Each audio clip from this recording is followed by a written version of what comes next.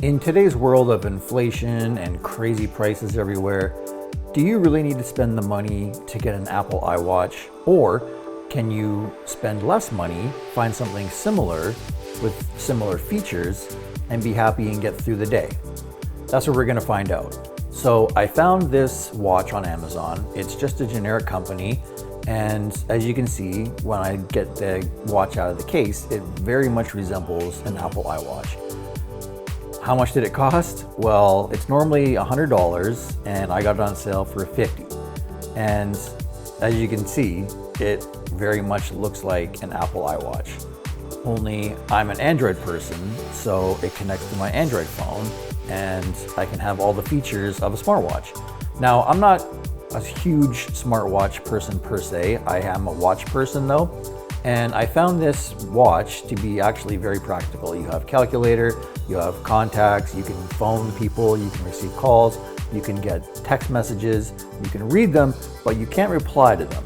Now that's something that you can do on the Apple iWatch, is reply to messages, and you can use Siri to search, and you can basically get cellular Apple iWatches that you can go out with just your watch and not rely on your phone. But this, you always have to have your phone with you.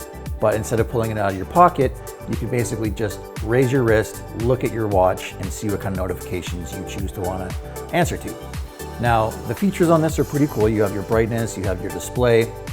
You can choose when you want your screen to time out. I kept it at 5 seconds. I had it at 10.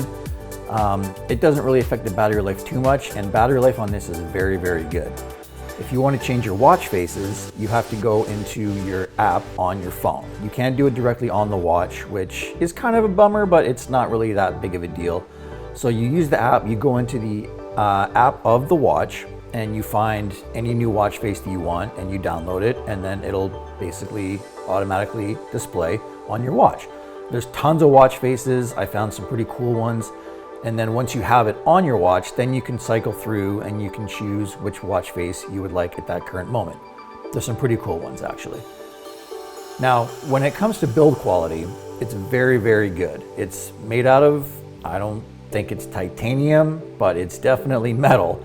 And it's very, very sturdy. The strap is very nice. It's kind of like a magnetic style, which I believe the Apple Watch has as well. If you want to charge the device, it has a magnetic little snap on the back. And overall, this watch is very, very aesthetically pleasing. It looks like an Apple Watch.